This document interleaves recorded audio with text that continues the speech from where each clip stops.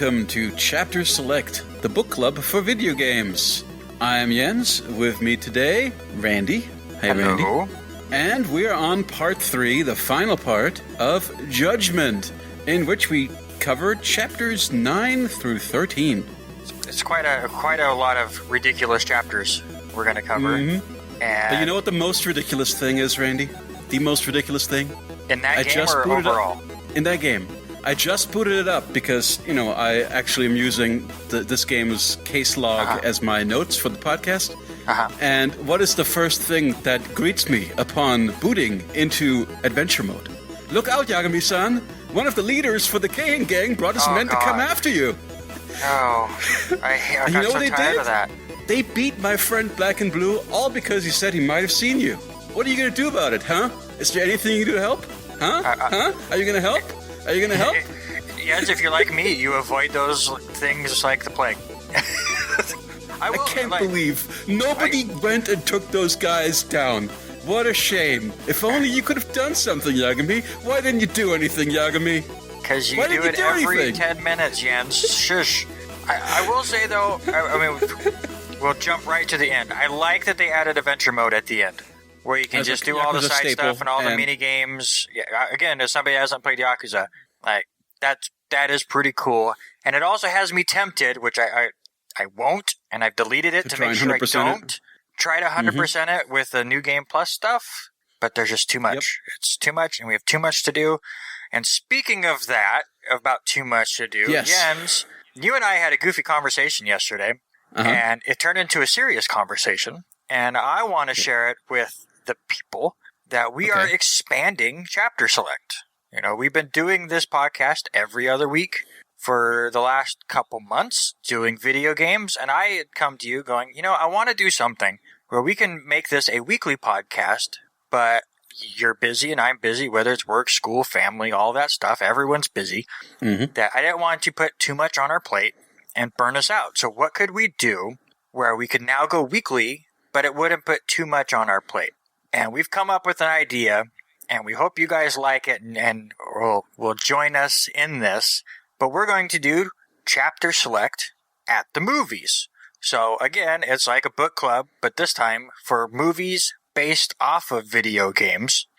And for anybody that's watched movies based off video games, we're in for a treat. And Jens, you get to pick our first movie, which we will then talk about next week on this show. Tell everyone what movie they need to watch before they listen next week.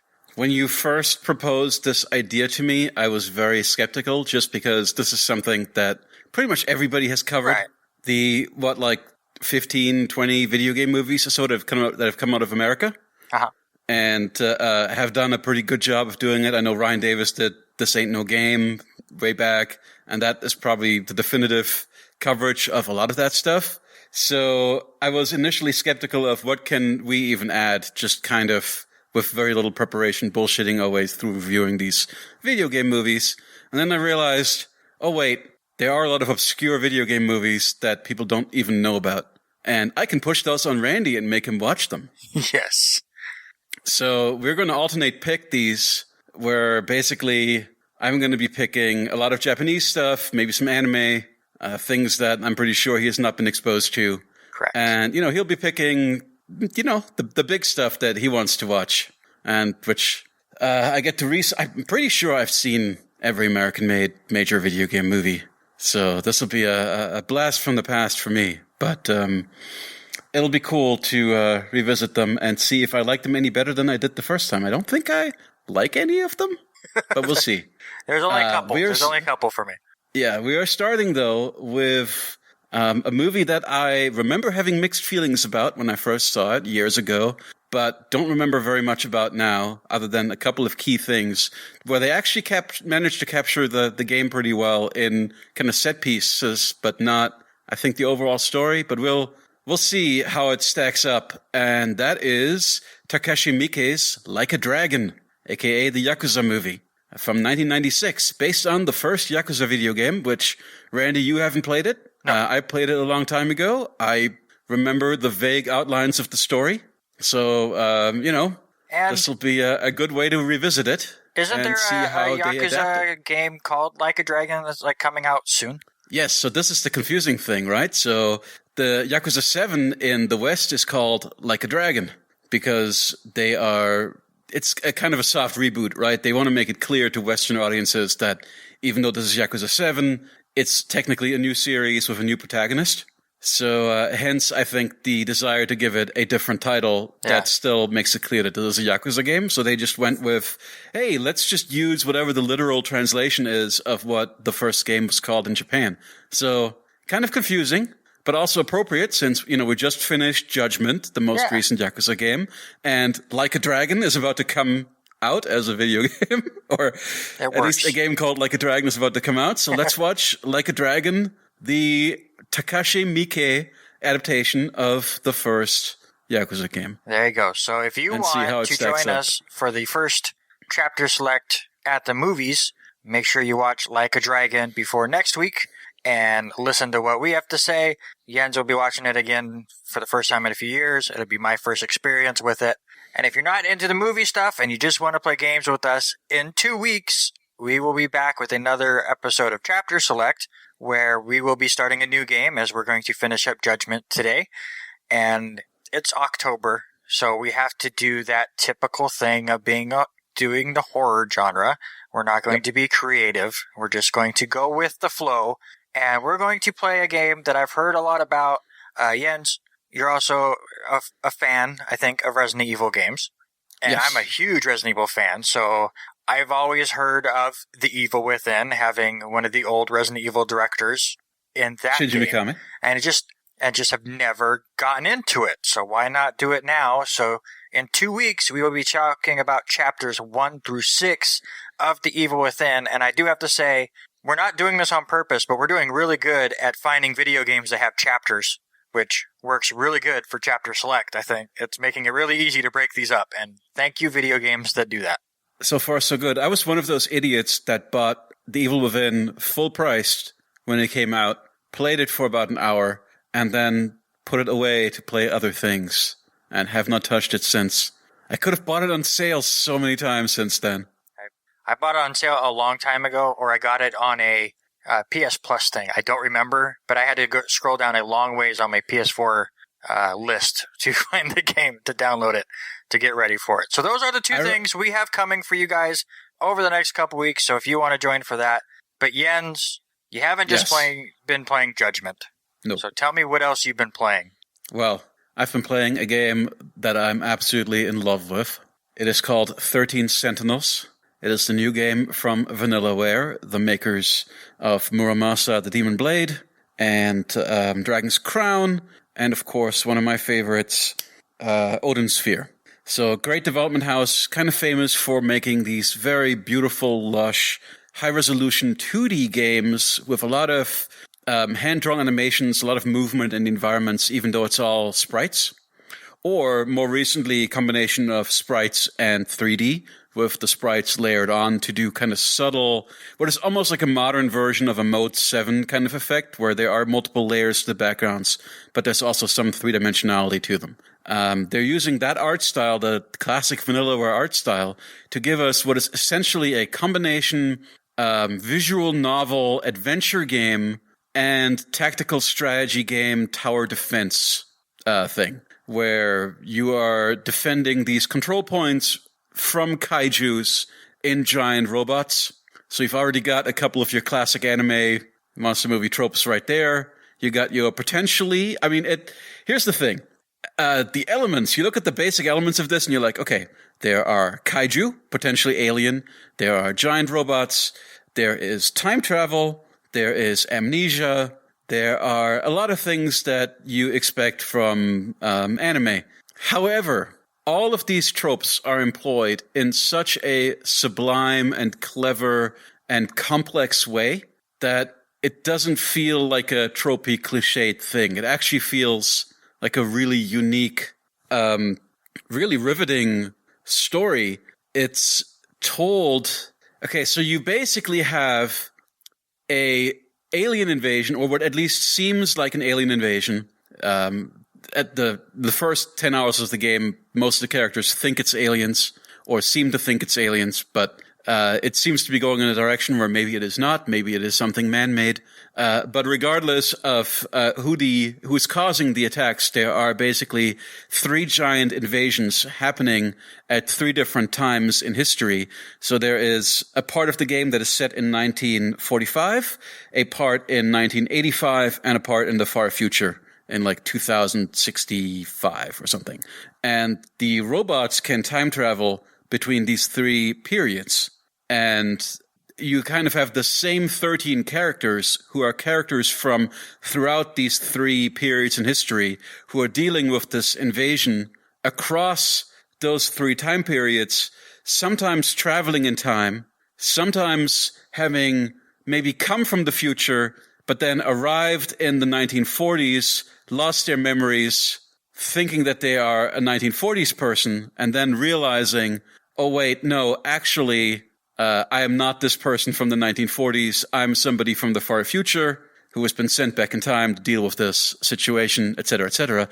Characters running into each other along the way, interacting with each other. So it's a big, epic story spanning a vast amount of characters across 3 eras that seems like it should be incredibly difficult to keep track of, but it is then structured in such a way that it reveals itself very slowly by unlocking the different chapters. So basically what the game presents to you is it presents to you in the main menu 2 big paths. There's a third thing that's basically your entire log of all the events in a chronological order, which you gradually unlock. But the 2 main paths are basically the story, where you start out with 7 characters that you can select. And as you progress those characters' stories, more characters unlock whose stories you can then do. And each one of them, sometimes you can progress a character up until, okay, you are 50% through this character's story, but the rest of their story is now locked until you've progressed this other character to a certain point. So you have like a list that you kind of go down? Yes. Well, it's like a big character select rotating roster. Okay. And you have to progress each one up until a certain point to unlock the next thing for another character. And then there is a totally separate section of the menu. It has completely sequestered outside of the tutorial. In the tutorial, it alternates. Here's a little bit of story. Now here's a combat scenario. Then a little bit of story. Then a combat scenario. But once you're out of the tutorial, it sequesters the combat scenarios into like an entirely different section of the game that you select completely separately in the main menu from the story stuff. And those are basically 40 missions that in the 3, there's the tutorial, and then there is 3 big campaigns of 10 missions each, and like 3 final missions or something that you can kind of tell from what the list is going to be. And you unlock those like, okay, once you've played the story, once you've got 50% completion on the entire story across all the different characters, you will unlock the second part of the strategy campaign. So it's kind of like you're digging into these logs, and as you reveal more content unlocks, and it's giving you some choice in what you're going to do next, but it is also gradually revealing itself and making you sample a little bit of everybody before it gives you kind of the next phase of stuff. So it's really clever in how it gives you some freedom over how you explore the story, but then also manages to control how much information you've got at any given point about the characters. And there are a lot of things that are mysterious and fascinating and that you want to know more. So I am completely hooked. I cannot wait. And it's so frustrating when you're in the middle of, okay, I'm following this character and something incredibly intriguing happens. And then it says, well, now go, through this other character's story up until this point before you can see more of that. Because, there's stuff that you have to know. It's almost like, we now look back on Lost in a negative way because Lost disappointed everybody with its lack of proper resolution. But it is that Lost model where, how Lost would like build up to a cliffhanger, and then in the next episode it would say, well, don't worry about that cliffhanger right now. Here's somebody else's backstory. So it does that a lot, and it works to really hook you. There's not a lot in regards to puzzles. The most that you have to deal with is, you'll get a topic, and then it'll be in your, I should say, it's like it almost combines your inventory and your dialogue tree. because a couple of things that are basically inventory objects just appear as things in the dialogue tree that you can then go up into another character and present it to them or talk to them about it. So it's got some basic stuff that feels like basic adventure game mechanics, but nothing in regards to complicated puzzle solving. But just the fact that you're a beautiful looking 2D sprite walking around this beautiful 2D or 2.5D environment already makes it, at least visually and in terms of feel, even though you're not doing complex puzzle solving, it kind of has the feel of an old adventure game from the 90s. And I think that's a wonderful way to present the visual novel part. I think the visual novel part is just beautifully done. One of the best, maybe the best visual novel I've ever played. All depends on how the story sticks to landing and whether it how they resolve everything. Very difficult to predict at this point. I'm maybe a third through the game. I'm about 10 hours in. It's about a 30-hour game from what I've read, and they give you a percentage completion of everything. So I'm about a third through. Yeah, I remember you sent me the trailer of that a couple weeks ago because you were very interested in it and wanted to possibly do it for this podcast. And I told you, as far as like the length and stuff, I'm trying to get some smaller games just because I know or in the next couple months, obviously, I'm going to have finals and stuff at college. So I'm trying to ease things down just a little bit. But from what you're saying, it sounds fantastic and I'm interested in it. I would say I would try it out in the spring, but it's starting to sound like our spring next year is going to be insane with all these games that got delayed to it. So maybe it's a summer game. But it did look really interesting from the trailer. I love everything you've said about it. I do worry as far as it being, as far as a podcast game goes, because we're trying to break down story and stuff, but who knows where we would be on different characters and stuff. So that's the thing. So there is enough divergence that could happen where we would have to really coordinate what we play, and we'd have to get in touch with each other a lot to be like, okay, once you get this character to a certain point, you can't play any more of them. So let's say we both focus on this other character. But then also the fact that this is 13 intersecting stories across 3 time periods where it's interesting. So there's like a kind of a twist to it where the robots can jump like 40 years at a time. So all the 3 timelines progress in real time, kind of independently of each other. So it almost treats them like they're 3 different worlds. Yeah, between. None of that would work for us, because I would tell you can't take this one character farther than this, and you would yell at me. You're like, no, he's my favorite character. I want to see where this character goes. You play it longer. So no, absolutely, it sounds fantastic. Very excited to hear. So I do want to talk. Okay. I know you're eager to get on to other stuff, and I've spent a lot of time on this already, but I do want to talk about the strategy part of it. Okay. So the strategy part basically is you've got your squad of people, you level them up over the course of the game, you get them new equipment, you level that equipment up, you also level up your terminal. The terminal is a center point that you're defending. It's got some countermeasure stuff that you can employ. It's also got stuff that boosts your team, health recharges and energy recharges and things like that. And your team of Sentinels, which are the giant robots, you have a certain number of them that you can take into battle, and it's almost like a mobile game. Actually, it's kind of exactly like a mobile game in regards to doing like a streak of missions, where the longer you use a pilot, the more exhausted they get over multiple missions. And you have a roster of 13 pilots, but you can never use all of them at once. So you're kind of swapping them out for each other and trying to balance the way you're leveling them. And some of them have, ranged capacity, and some of them are better for close up, and some of them have EMP weapons, which you need to take down shields. So the different Sentinels all have kind of different strengths and weaknesses that you want to bear in mind, and you're going to deploy them in the field around this terminal that you're defending, and then a whole bunch of different kind of alien or whatever they may be, kaiju, which kind of a lot of them look like the walkers from War of the Worlds. And in fact, War of the Worlds gets heavily referenced in the game's dialogue as well. In fact, there's actually quite a lot of pop culture references. So especially during the part that's set in the 1980s, people trade VHS tapes of stuff, and there are movie references. So anyway, the War of the Worlds type aliens that spawn all around the map, they come towards the terminal to attack it, to bring down its shields, and you have to employ your mechs to defend that thing. It's all presented in an isometric. It's like an isometric view of the city, basically, and then the roads. You can navigate a cursor around the roads to move any ground-based units have to kind of move along the pre-existing roads of the city, whereas aerial units can kind of go everywhere and just go, as the bird flies, literally. They can cut across things, but you're navigating, the twists and turns of the city, and the disappointing thing about it is that the actual monsters are really just represented by these transparent flying geometric shapes. The same with your robots. They are also basically just identified by what is a little marker.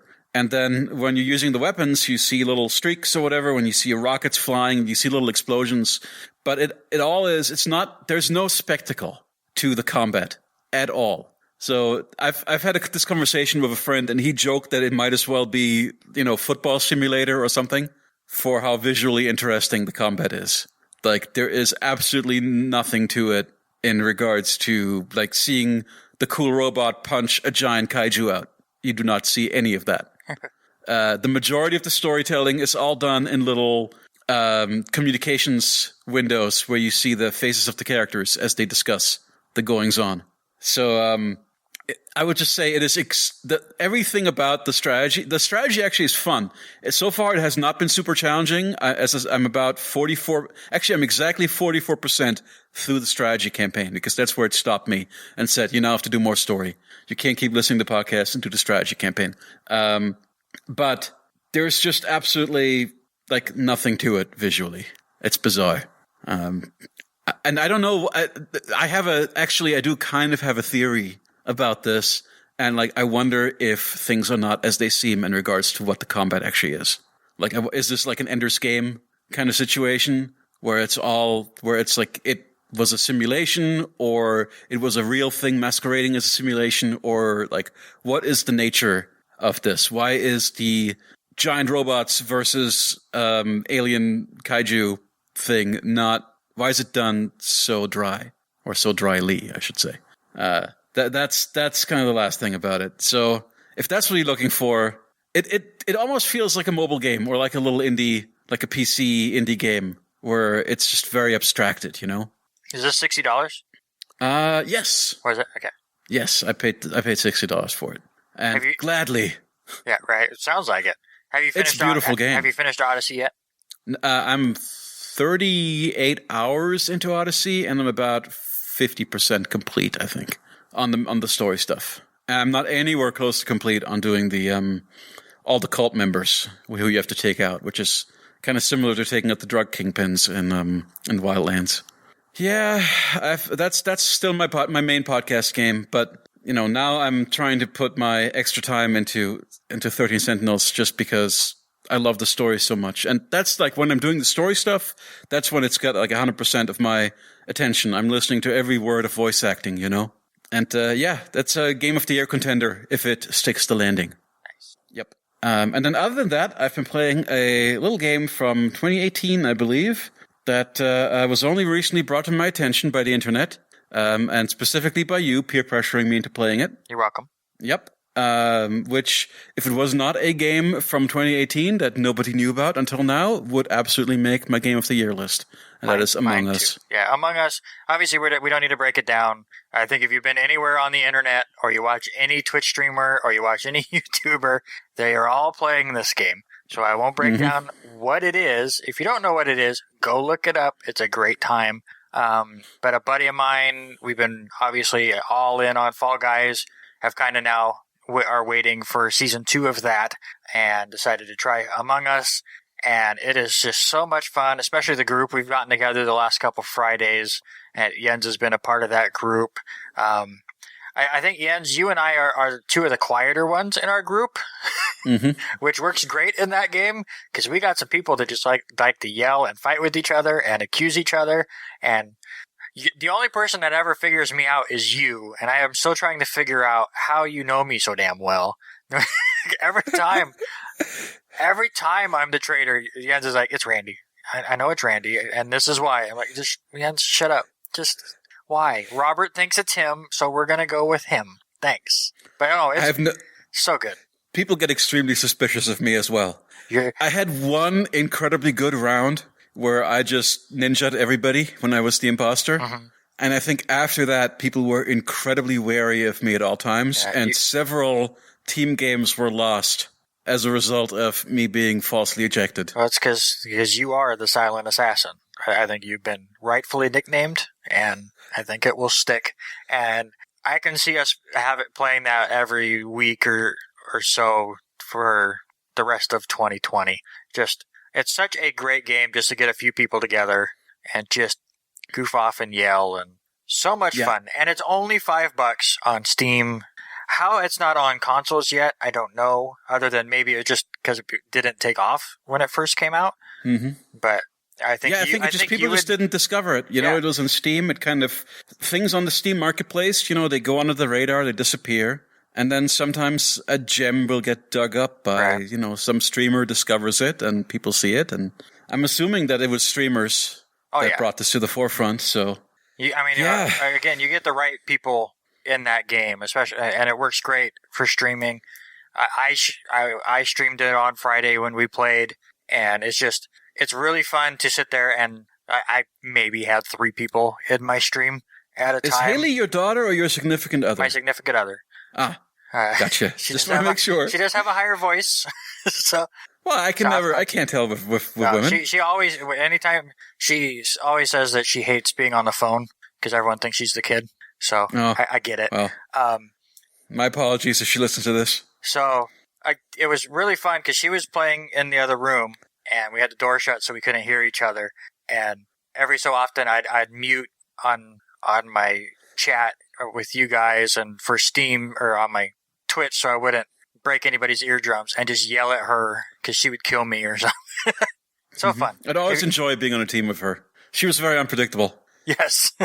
That was I think that was your second time playing on Friday, and that was her first, and maybe my third or fourth. So it's really fun to get people that just don't know what we're doing. My first was terrible, so I'm glad you had a good time. Go play it, $5 on Steam, get a couple people together. If not, you can still play with others.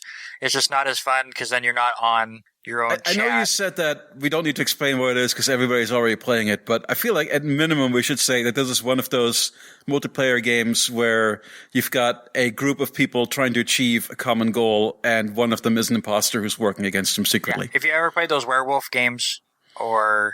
Yeah. Yep. Those are those kind of games. There's a game that I used to play on Steam that I'm blanking on that was kind of like a old witch thing, and I'm blanking on it. If anybody knows it, tweet at me at Randy Isbell. That game was a lot like it. A lot of fun. Yeah, the one I always hear mentioned is Secret Hitler.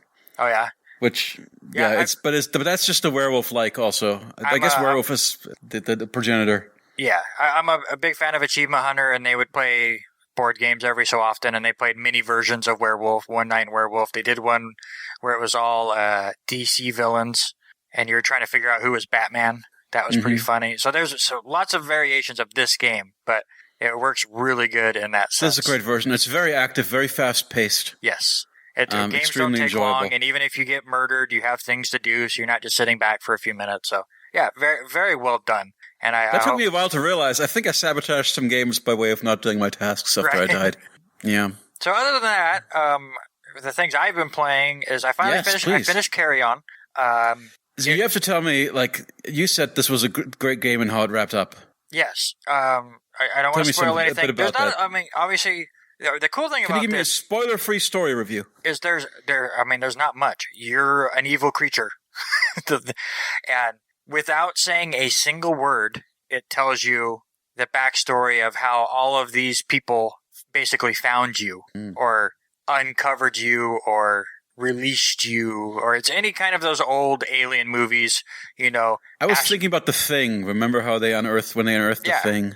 It's basically like that, but you are the Thing. So it's kind of showing how they uncovered you in a couple little cut scenes that they do. Again, there's not a single word said in this entire game, but it tells a pretty interesting story through it all. But the whole thing is the action and the puzzles. The puzzles are pretty interesting. Some of them really make you think because you start getting these abilities to be able to reach and take over people. And then you have to use those people to unlock doors that you weren't able to get to, or get by cameras that would drop things and explode you. So you have to do all that stuff. So it's very cleverly done. It will most likely end up in my top 10 games of the year list when we do that for W2M. Again, there's so many games coming out here in the last couple months that it's tough to say anything other than my top 3. It's tough to be definitive about what will end up in my top 10. I think I put it 5th or 6th right now. And it's been just a lot of fun. I definitely check it out. I know, Jens, you just got Game Pass. It's on there. Yes. That's where I played it on. It's only about a 3 to 4 hour game and really easy to just play 20 minutes here, 20 minutes there.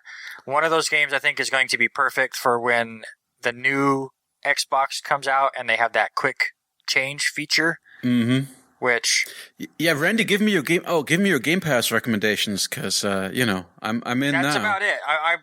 I literally just got Game Pass recently, because we've had an Xbox One, and I'm such a PlayStation person. Like, nothing against Xbox.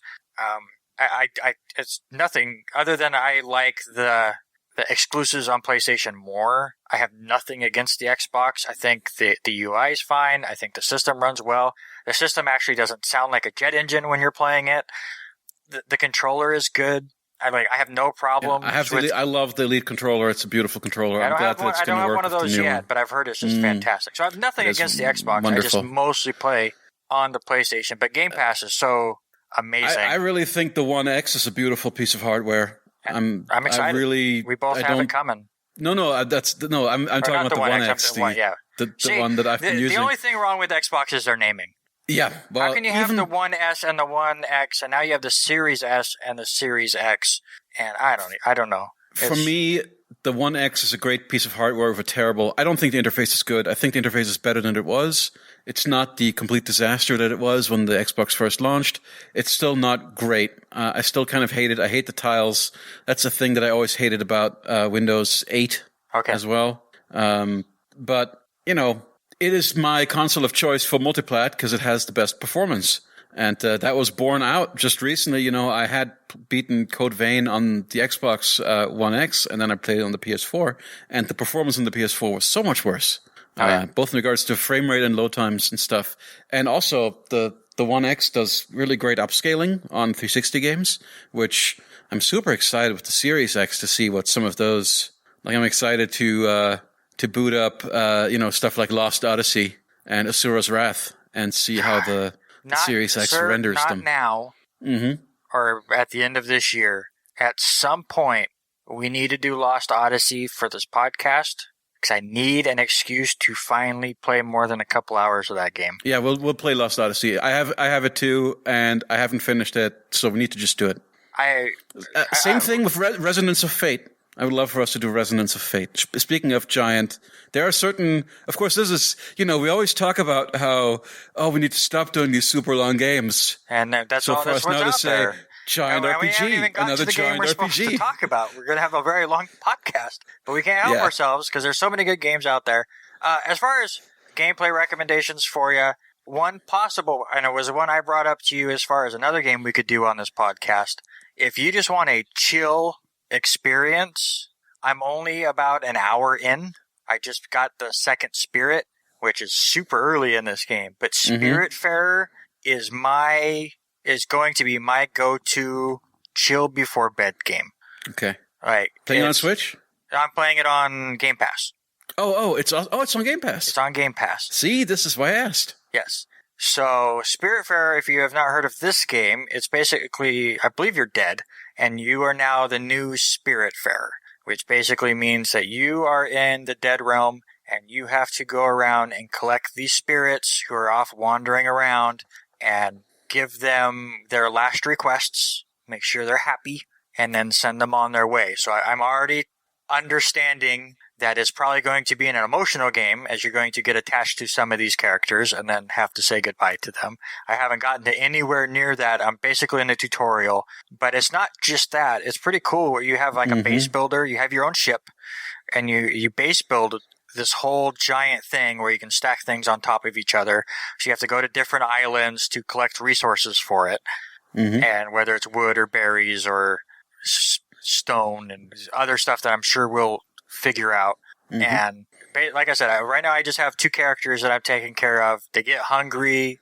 They need talk to. They have requests for you to do. And they all have happiness meters and stuff. But it's just one of those games where, like, while you're going to another island, it doesn't fast travel. You just have to wait for the ship to get there. And then that's the time where you're tending to the garden if you want, talking to the characters if you want, fishing off the back of the boat. It's one of those games where I wouldn't think I'd get into. It's like Stardew Valley in a way, mm-hmm. where it's like, that's not my kind of game, but as one of those where it's like I'm tired and I don't want to focus on a game, but I'm not sleepy yet. It's the perfect, I'm going to play 30 minutes of this before bed kind of a game. So as a mood changer, I definitely recommend Spiritfarer from what I've played so far. On the opposite side, I've been playing the Crash 4 demo, which is stressful, not calm. It's very stressful. It's not like Super Meat Boy levels of difficulty by any means, but the demo gives you 3 levels to play. I will say the levels are longer than I was expecting from an old Crash fan where levels would take a minute or 2. Like, I watched a speedrunner beat one of these levels, and it was still over 2 minutes long, and that was a speed run, and I'm taking my time. It was like, there were times I'm like, this level's still going? But they turned that around with their new mode, so you can play it classical way or you can play it new school way. New school way, you have no lives, and it'll just keep track of how many deaths you had, which is kind of cool. So it's not, okay, I have to get through this whole long level the first time, and I have 3 lives to do it in when, you know, I mean, have you played Crash before? No, I've never played a Crash. Well, that's not true. I played the one that everybody hated that I loved, namely Nuts and Bolts. Oh, wait, no, that's Banjo-Kazooie. That's Banjo-Kazooie. I'm a dummy. I've never played Crash. Okay, so Crash is a platformer, but it's kind of a pseudo 3D platformer where you're going, like, away from you in jumps and not just Mario left and right kind of stuff. So it has a different aspect to it, and sometimes it can get really messy as far as distance on your jumps. So a lot of your deaths will just be you just didn't jump far enough or you jumped too far. They do a good job where if you jump in this game, there's like a circle underneath you, so you can kind of see where you're targeting. Obviously, this is from the people Toys for Bob, who made the collection, the Crash collection, and made it fantastically. I love that collection. And they also did the Spyro collection. So they have all this stuff down. They've made it their own with this. By the time this episode comes out, Crash 4 will be out, and I'll be playing the hell out of that. So good. So it's been really interesting to play all of these different games, whether it's Judgment or Crash or Spiritfarer or Carrion, that are all so different.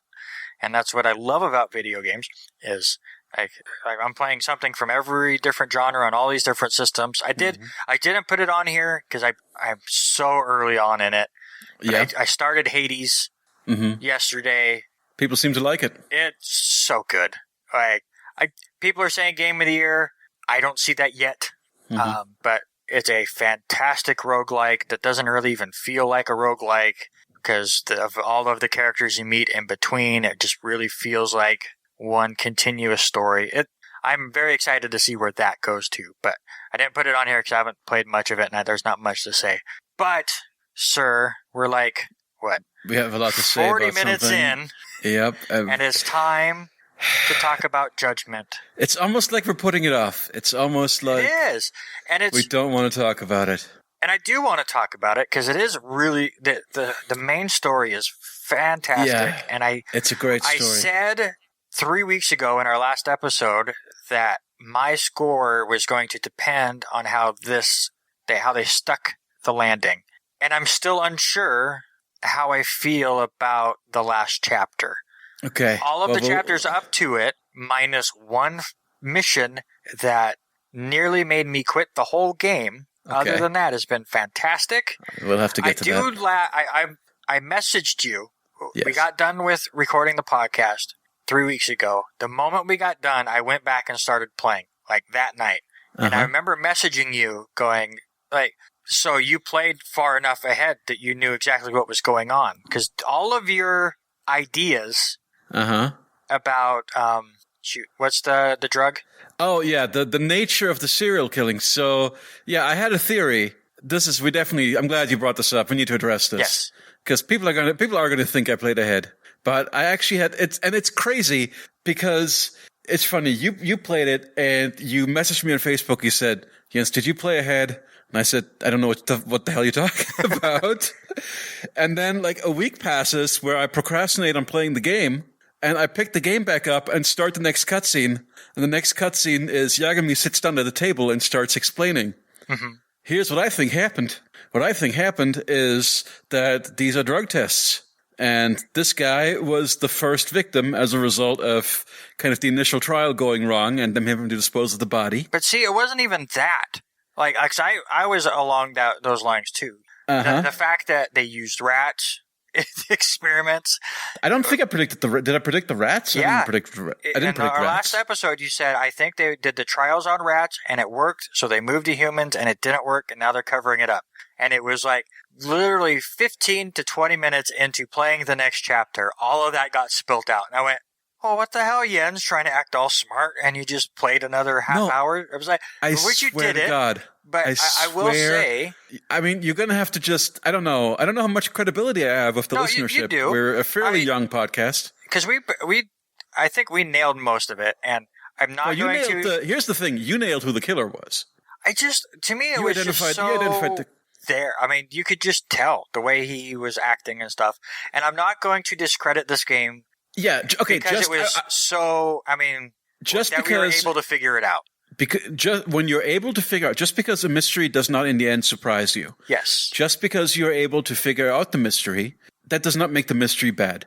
It is, and the funny thing is, I know you're not a wrestling fan, but as a professional wrestling fan, it is really funny when in wrestling storylines they have a mystery and everyone discusses, oh, it should be this, oh, it should be him, oh, it'd be great if it was this person, and then it turns out to be somebody else. They crap all over the storyline because it wasn't what they thought.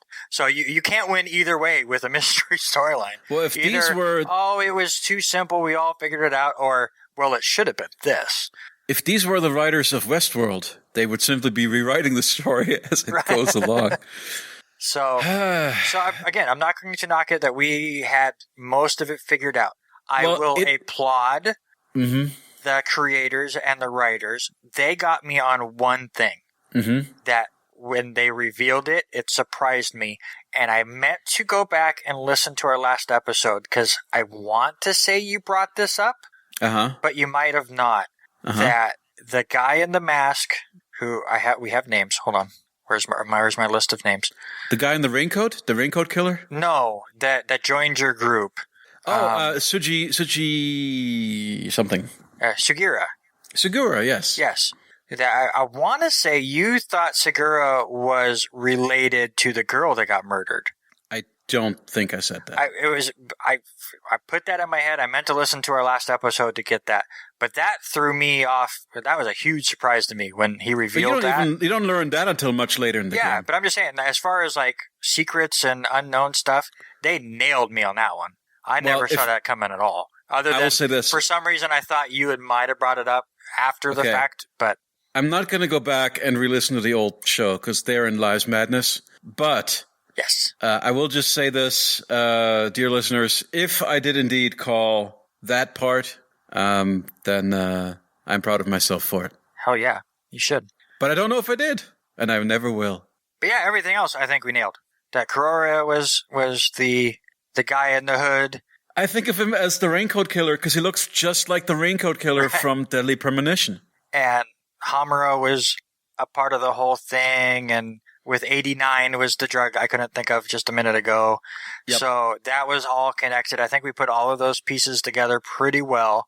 Halfway through the game, basically. Yeah, and that's okay.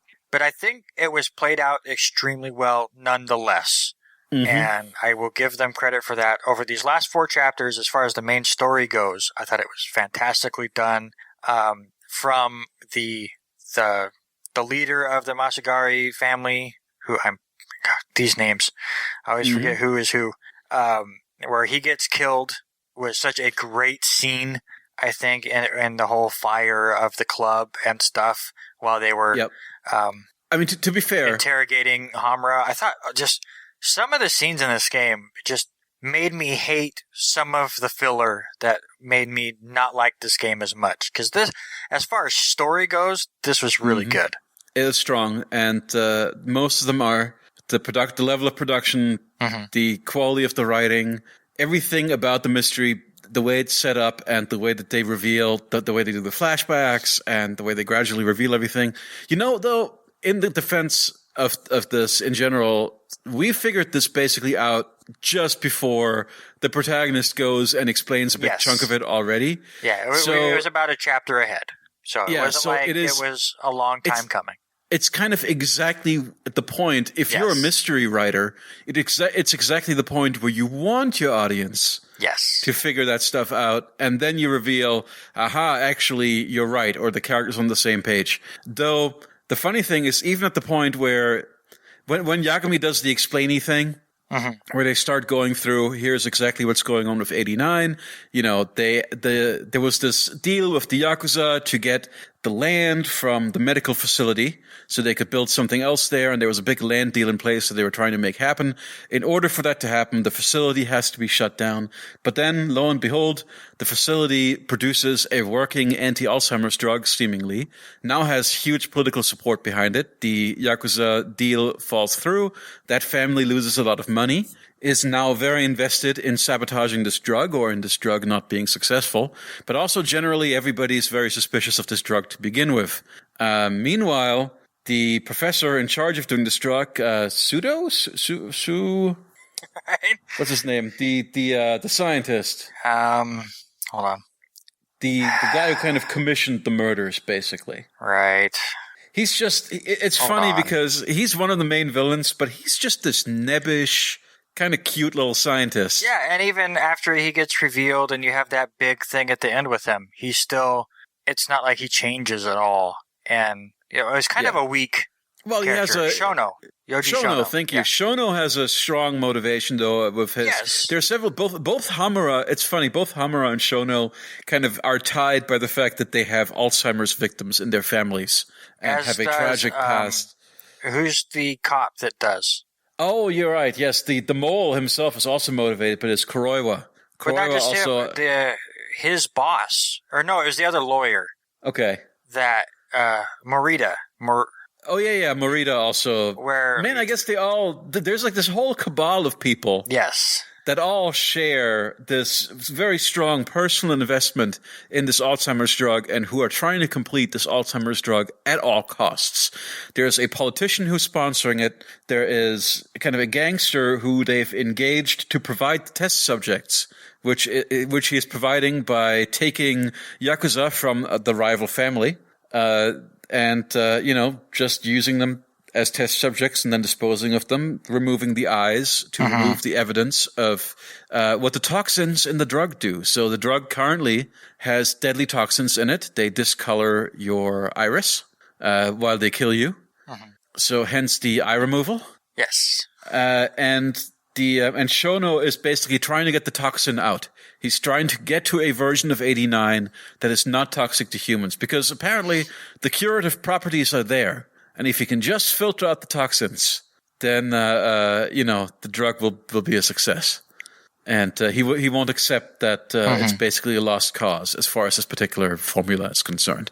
And none of them do. And none of them involved, whether it's Kurora or Hamura or any of them, really want to give up on this because, like you said, they have history with a disease and they want to find the cure so bad. And I think that's what is so strong about this game, is what makes a great villain. It's a villain that actually has some good, and he believes what he is doing is good. They feel like they're the heroes in this story. They're like, just because there's some victims and some casualties, in the end, we're going to save millions of people once Shono can ever figure this stuff out. So it's not just, we just want to see the world burn, or we're just killing people so I can save a building or anything like that. It's like they're actually looking to try to do good, and that makes it really interesting with all of that. But I get back to some of the the gameplay here for... Okay, sure. For these last few chapters. Yes. Before we get into this last chapter. So obviously, like we said, we had that big scene with the fire and the club and fighting through the fire. I thought was a really cool visual. Yep. Great set piece. For a game that, like Ghost of Tsushima that we just played, starts to feel samey as far as the combat goes. Like, I mean, we can do it what you were doing and challenge yourself to only kick and only grab people and stuff. For the most part, most of the fights are the same. They try to do different things with weapons and stuff. But that was there are a lot of cool contextual things. Well, yeah. I love in the city. So once you're friends with everybody, I don't know if you ever got to that point, but when you're friends with any restaurant owners, they throw you stuff. You can use chopsticks or hot sauce or whatever in the fights. But I mean, for the most part, battles go about the same. You'll get the occasional really cool set piece or the cool moment with one of your new friends. Or I still near the end we're finding different triangle animations that I hadn't seen before. So there's a lot of cool things in there. Yeah. But as far as the fighting none systems, of the bosses are any different. It's just they get bigger and bigger. They have different attacks. Some of them do like leaps from walls. Some of them do like charge attacks. I think the first fight with Kurora was really good. As he's basically doing a lot of the same moves you do, like you said, the wall kicks and things like that. You're just trying to beat him down.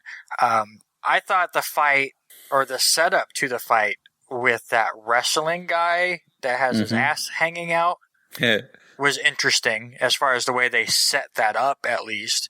I mean, the fight for the most part was basically the same, other than he had a big sledgehammer that you had to avoid for a while, and the damage he could do was ridiculous. Yes. But again, these last few chapters were all about set pieces. It was all about the fire. It was all about finding the hidden lab, which that scene was really good. However, getting to the lab is the part where I almost quit this game. Yes. And you had to follow some people around. You had to follow this guy around. And you brought up another follow mission, which I think I did. It was a side mission. One of the side quests. You think is worse. Yeah. But to me, this one was so much longer. There's points where he would go around the corner and then come running back. It wasn't like he turned around. There was many times where you follow somebody. It was a half hour. It was a half hour of time. God, really? Was it really a half hour? Yes, and you did follow him around the block 4 times. You go around the block a couple times with him doing all of this, and I almost just quit. It's like, I don't even care anymore. It was, to me, the worst part of the game, and we've said multiple times, I think that whole deal was our least favorite part of the game. Trailing is terrible. It doesn't completely ruin the game for me. All you can do with the trailing is just make it longer. I mean, that's what they kept doing, as to make it more difficult. As difficulty goes up, all of this game did, as far as difficulty was they added another health bar to a boss to make him more of a hit sponge, and they made trailing even longer. And so there wasn't a lot as far as difficulty spikes, other than it just took longer. It took forever. That is absolutely one of the worst parts. Again, I think there's a side quest that's worse, but those 2 trailing missions and the trailing in general is the weakest part of this game by a gigantic margin. There's no challenge to it. You know, Correct. It's not like an Assassin's Creed game where there is enough freedom to move around to really make a difference. This really is just, okay, stand in this designated spot until this guy moves. Then move to the next designated spot. If he spots you, you have about 20 seconds to get to a designated spot, and then the bar that fills up will tick all the way back down. And as long as you never take him out of your sight, which is not that hard, apart from a couple of really badly scripted parts, you know, most of the time it is actually following him and not being spotted by him is trivial. It is trivial like 98% of the time. And then there are 2 or 3 points in the game where it's super frustrating because there's no way to possibly tell, did he go left or right, and where they need to be going. And there's one sequence where you have to squeeze. It's like that typical thing that I think, did Uncharted revolutionize this, where you like hide a load by squeezing through a narrow corridor? Anyway, it does. I don't know if they revolutionized that. I remember Metal Gear Solid 4 having a lot of them. Okay. Where you would go underneath things. But I'm sure Uncharted is one of those that people just reference for that. I don't remember that. Well, I guess because Uncharted is third person and this is also third person. Mm-hmm. Well, I guess so is Metal Gear. Anyway, regardless of who innovated, it's that sort of thing, right? It's like the thing where you're squeezing through a narrow passage and you don't really have control over your character. So then, while you don't really have control over your character, now you get spotted by the guy who just squeezed out of there and turned around. Now you have to squeeze your way back, and there's no way to squeeze back in time to evade it. And it's just a game over that you can't possibly avoid. So there was that stuff. But just really, apart from those really frustrating moments, tailing was completely without challenge and a complete waste of time. Yes. So I 100% agree. Why, Yakuza Team? Why? Other than it's a detective game, we've got to have tailing, which I understand, but all right, so it's so bad. This is the other thing. So I like the fact that you're saying this is not in the other Yakuza games. It makes me more interested in playing those, so I don't have to do the trailing things. But you brought up the detective. I hope they never do it again. I pray to God they never do it again. Stuff. One other side thing that they did that, once again, instead of difficulty being ramped up, because you can't add difficulty to it, they just added time to it, was trying to find somebody in a crowd. So near the end of the game, you have to find somebody in the little mall area. And their way of making this more quote-unquote difficult is the guy just doesn't show up for 5 minutes. It's just... I mean, but here's the thing, right? You could totally make the argument of it's a mood thing. It's, these are Shenmue's spiritual successors, a game that famously makes you wait around. And also part of the detective life is sometimes you have to stake out and wait around. Right. Well, so I can understand that they're like, okay, we got to make the player wait like 30 seconds, 2 minutes or whatever before something happens so that it feels like a stakeout. I'm somewhat forgiving there. Well, Red Dead 2 tried to be too realistic, and I gave up on that. I want video game in my video game. I don't need super realism. I want to move on. Let's go. I don't want to wait for this person. God damn it. Sure. And the other thing, one thing I'm so disappointed in. Detective stuff? No, well, not the detective stuff, but the thing I was so looking forward to and was so disappointed by was the court scene. Well, the game really builds up to it.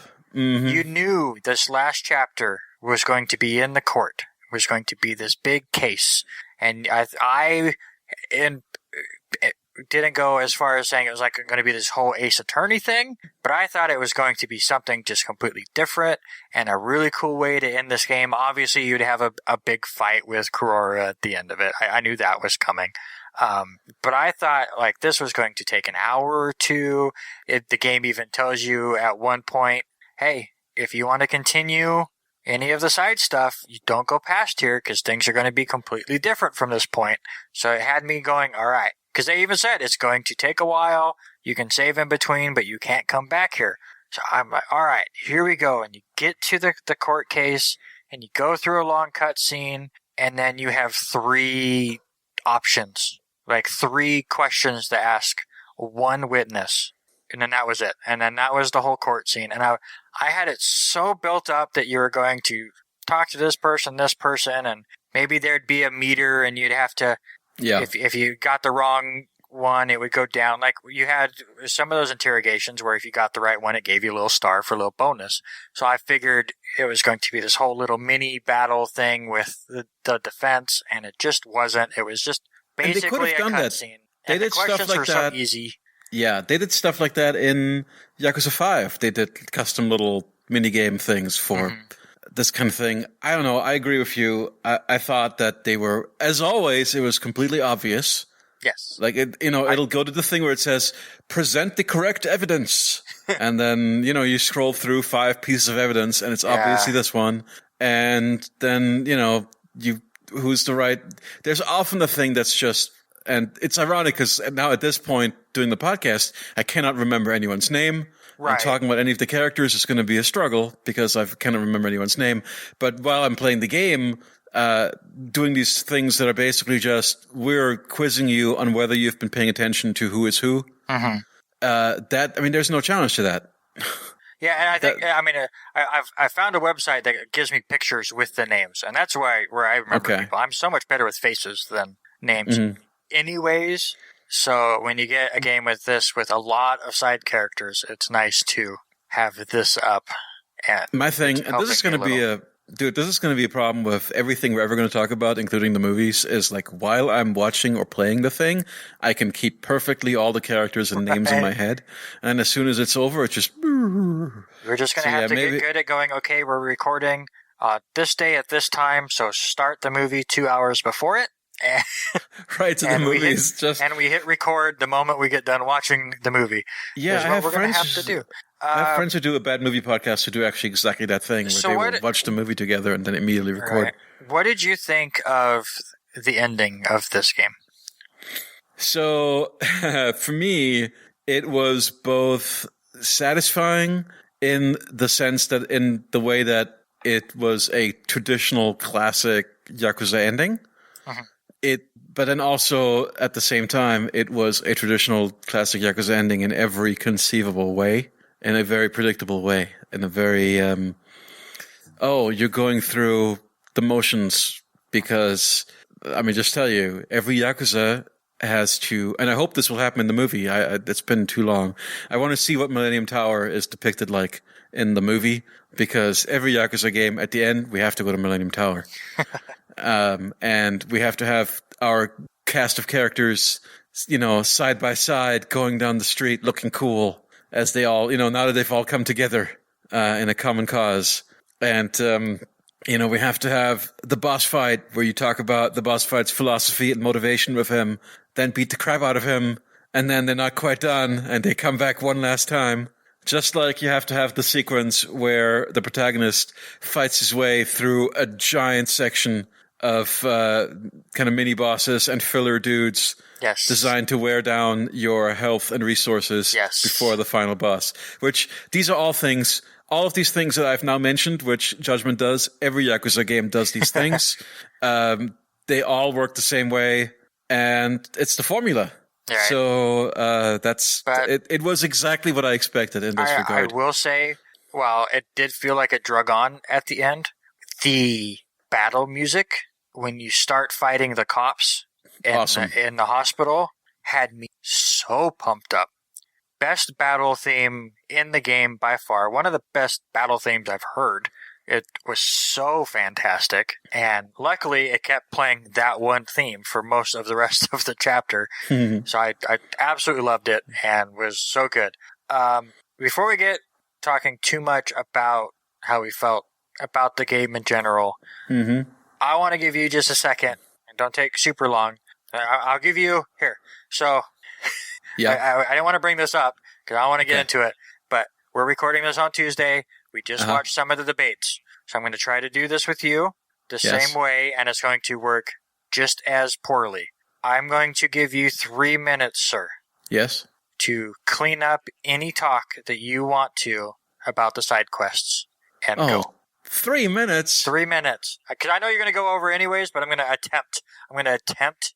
All right, to keep you in peace. It's going to go longer, but I'm going to attempt. Did you beat the Pervert King? I did not. Okay. The Pervert King turns out to be an old man who is a virgin and has never had sex, but is incredibly well endowed and is so pent up and frustrated that he must expose himself. And you beat the crap out of him, obviously, but you also feel kind of sorry for him. He put clothes on before you fight him, right? Nope. Yep. Okay. What else do we have? Then Tell me about the girlfriends. The girlfriends. Well, one of the girlfriends is the girl from that quest line, the Twisted Trio. So there's 3 missions where you deal with the Twisted Trio, which I mentioned, I think, last time. And at the end, you fight the Pervert King. And once you fight the Pervert King, she becomes available as a romance option. And you start hanging out with them. And it's really quite interesting. I think that... you actually are able to do the 4 quest lines for the women without them being your girlfriend. Like, I think you can just have them be platonic relationships. But yeah, from what I remember is you do their side quests, and then you start texting them to do all the girlfriend stuff. Well, one of them, Sana Mihama, who's the singer, you just meet her on the street, and she sings a song, and then you start dating, and then you start protecting her from creeps. Yeah, so that's her, right? So, yeah, and even I guess even then the relationship is building by by the time you start getting that stalker guy that's online. So I am wrong there, and that's the only one I really followed. So yes, so that relationship, just to recap, is basically you're encouraging her in her career, her songwriting, and then also she has a stalker that you end up defending her from, and then she gets to know you, and then eventually you have the option to start dating her, and you do. Or at least I did, and so did you, I think. Yes, and that was the only one that I went through just because I wanted to see what would happen as far as like. But then I deal with how things Nanami. Nanami Matsuoka is a lawyer that I think you encounter through the main story. That may also have been just a major side quest, but she's a very busy lawyer, and you kind of befriend her, and then you meet. She's got a friend named Yuko, who is like the classic, slightly overweight, kind of buoyant, jovial best friend who tries to play matchmaker for her and tries to hook you up with her, even though she is not actually, she's not interested in romance at all. Nanami isn't. And Yuko kind of pushes romance on her and comes up with a pretense where it's almost like a romantic comedy kind of deception where Yuko says, let's have a fake case where I'm an actress, who can put on a disguise and I can play some lady who's cheating on her husband, and you're going to observe me. You have to ask her out to pretend to be a couple on a case. So that's how she sets it up. But then later on, Nanami finds out about it, and then you have to kind of reconcile with her and apologize. And then Yuko has another crazy scheme to kind of try and get you together. So she's got this is like a thing where Yuko is trying to push you into a relationship, and this comes off as super weird and creepy. All of it. You're already, it wouldn't be. It would be kind of charming. It'd be kind of charming, but because I'm already dating Sana, it comes off as really weird that you're kind of trying to browbeat this woman into being your girlfriend. And I do have to say that most of these side quests are just about creeps and weird people and make you feel uncomfortable and awkward situations that they just want to throw you in, which I kind of got tired of. I mean, most of the side quests just became the same thing. Meet this weird person, do something around them, find somebody even weirder than them at the end of the side quest. Or this person will get mad and then you fight them and then you move on. So I think that's why I kind of stopped doing them. I think I finished with about 30 of the 50. Well, a lot of them are just restaurateurs who need your help with their restaurant business. And it's just, I don't know, I kind of got tired of them.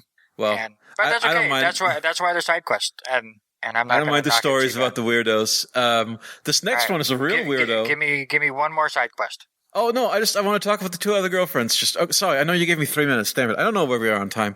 Long. Are the 3 minutes up?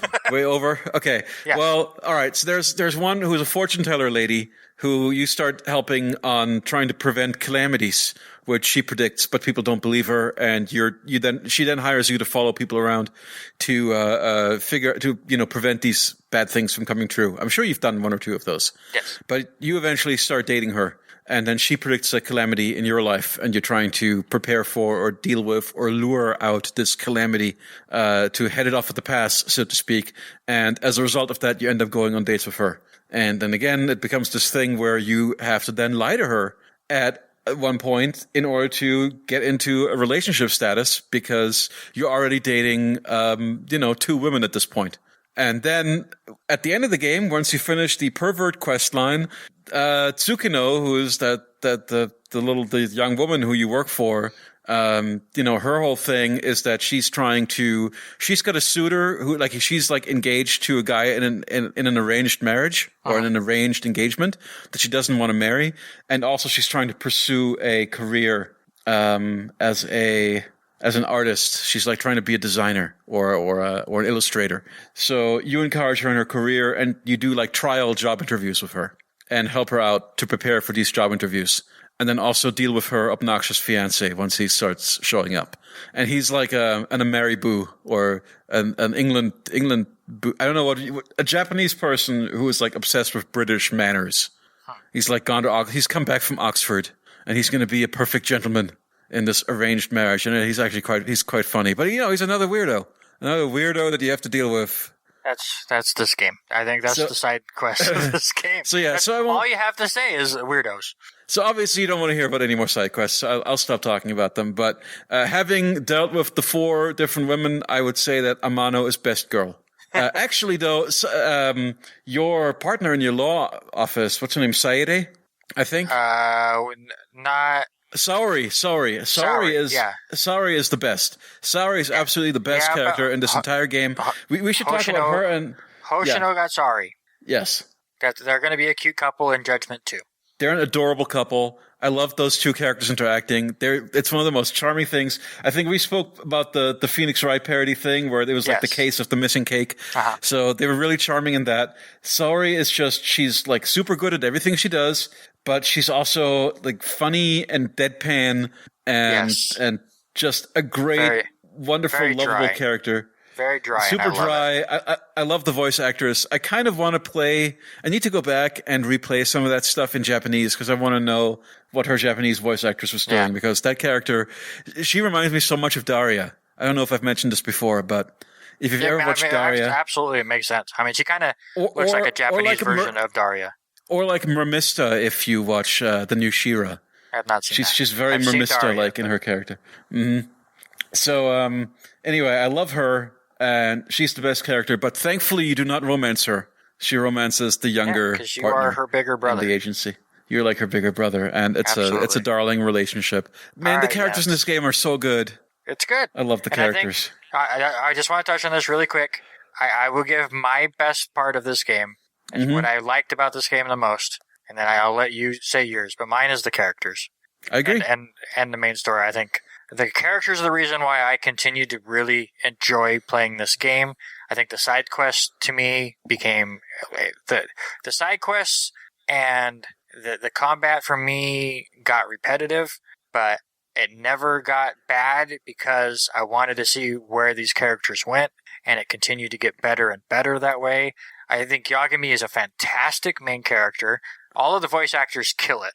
But I think Yagami is so good, and just the people you're talking about, I think Saori was really fun to listen to. Genda. I like Genda. The older, basically the boss of the law firm. He had that old man father feel to him. The conversations you have with Izumida, who's the defense prosecutor. Oh yeah, and you kind of even Hamura gets a really great arc. There's so many good arcs in this game. It's so interesting how Hamura is he's a bad guy in the beginning that you defend despite being a bad guy, and he thinks you're on his side at least or he thinks you're at least useful while you're defending him. Right. And then as soon as you're taking the investigation further, he becomes incredibly antagonistic and becomes just a straight up villain for a big chunk of the game, and then eventually he comes around to you because he sees you as the best option for justice in some way. The Hoshino has a great story arc where he becomes more confident in himself. Kido, I thought, was going to just be that bland pervert doctor, but he has a nice story arc in the last chapter. Well, Hamura changes entirely once Matsugane is murdered by Kuroiwa. So at one point, Kuroiwa confronts Yagami and Hamura and Matsugane at the Kori clan office, and Kuroiwa tries to shoot Hamura and Matsugane. It's again a classic Yakuza scenario. Somebody throwing himself in the way of a bullet to save somebody else. Happens all the time in the series. So once Matsugane does that and sacrifices himself for Hamura, Hamura then becomes all about avenging Matsugane, and Yagami becomes the best way of doing that. So I really loved their relationship and how they gradually gain respect for one another. So then, do you agree that the characters are the best part of this game? I think the characters are amazing. They are the best part of the game, with the story being the second best part of the game. Yes. I will say one more thing about the combat relative to previous Yakuza games, where on the one hand, I should appreciate that they're doing new things. On the other hand, I think it makes the game less fun than previous Yakuzas, which is the mortal wounds system. I think this is the brokest I've ever been in a Yakuza game. Most Yakuza games, I've got millions of yen at the end of.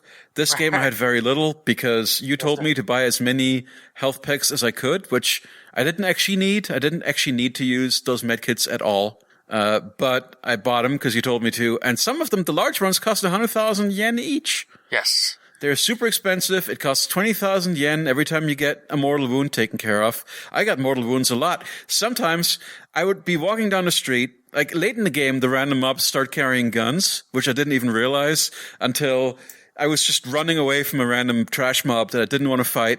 And dude shoots me in the back, and now I've got a mortal wound, and I've got to spend 20,000 yen to fix it. It's such a pain in the ass.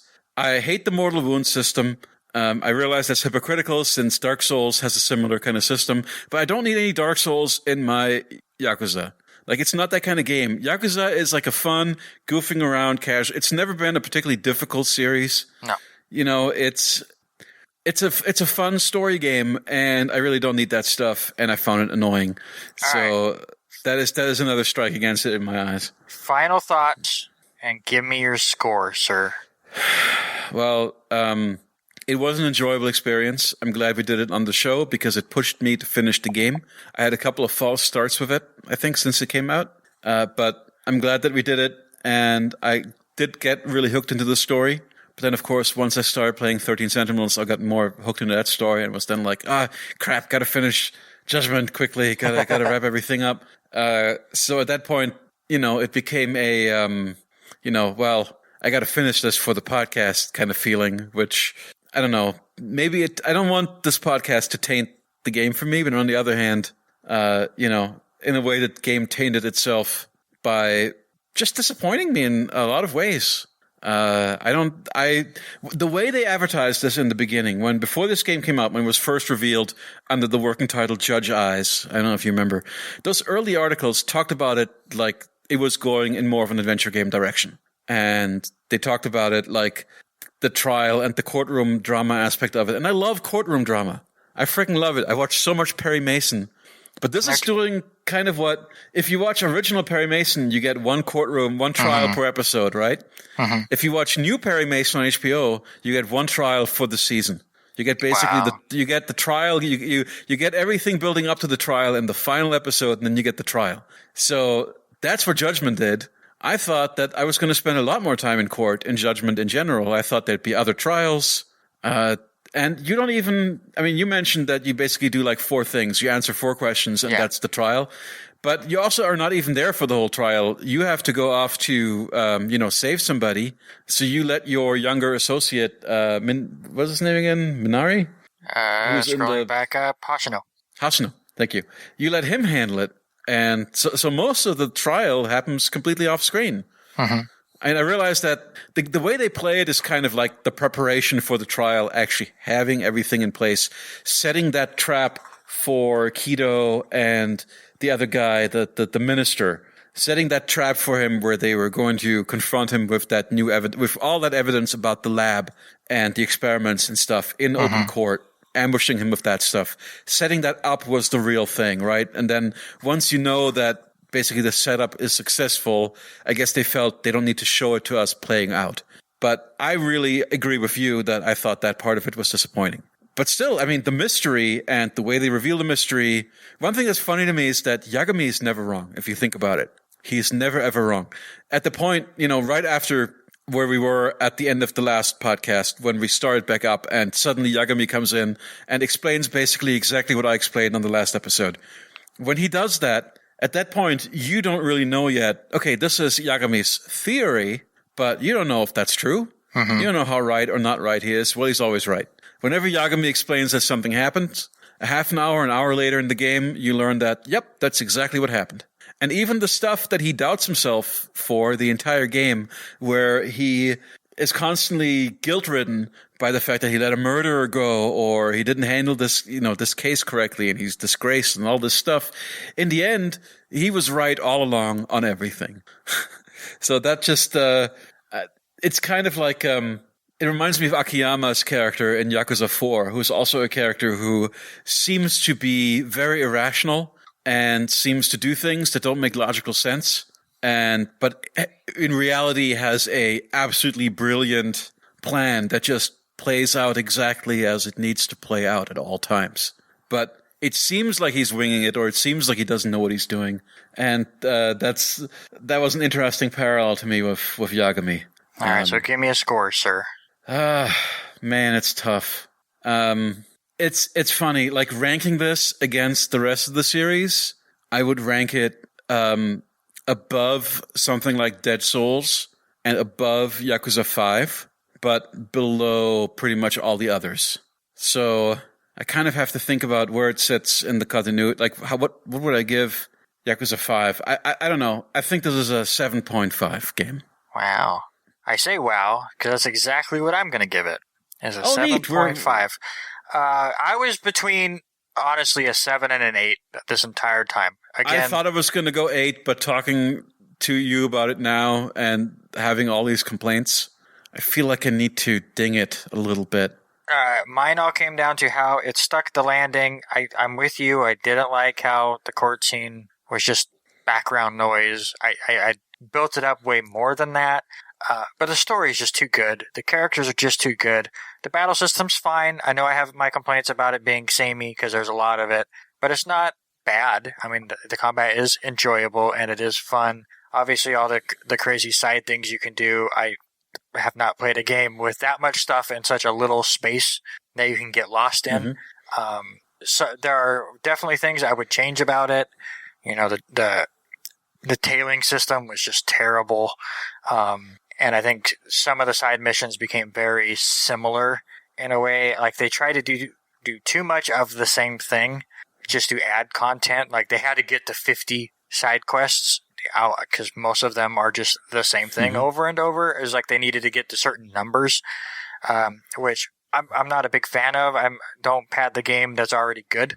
Like, let me get to the good stuff. And I think because about chapter 11, I went, okay, I'm good, and just played the game all the way through from there. Other than the moment it told me I can't go any farther, I decided to make sure I had a taste in a couple of the things that I hadn't really tried as far as side quest goes, and I hadn't done the lockpick guy or anything, so I just wanted to try a couple things before I moved forward. But for the most part, from chapter 11 on, I just did main story.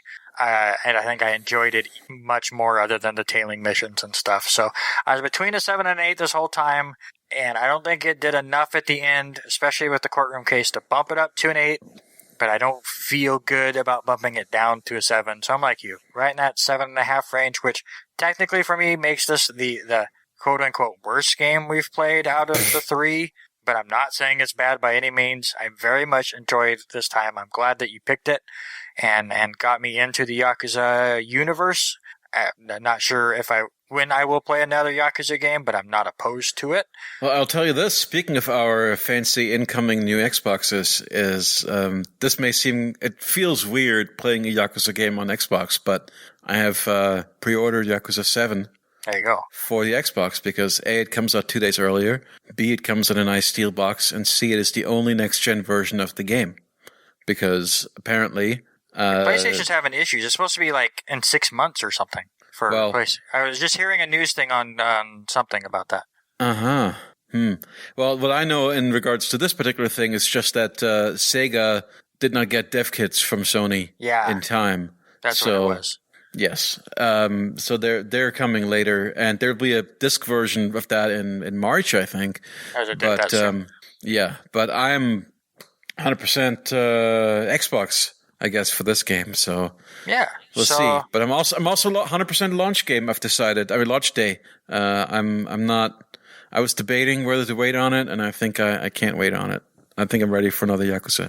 Nice. So we will definitely be talking about that in the future, along with the next-gen systems and our thoughts on that in a couple months. But just to wrap this up, I want to remind everybody again that next week we start a new version of this podcast, Chapter Select to the Movies. At the movies, where we will be doing Yen's selection of Like a Dragon, which fits really well with the whole Yakuza theme that we were doing here the last 3 episodes. So watch that movie and join us next Friday. And in 2 weeks, we'll be back here with a normal episode of Chapter Select, where we will be playing The Evil Within, because October and spooky. We'll be playing chapters 1 through 6. So get your gaming done, get your movie watching in, join us and discuss with us at chapter_select. That was easy for me to say on Twitter. I am at Randy Isbell. Jens, your Twitter is at Aperture Silence. Aperture Silence for Jens. Discuss with us about these games, these movies. We would love to hear from you. Last word there, Jens? Goodbye. Goodbye. And you know what, Jens? Let's go get that lady's cat.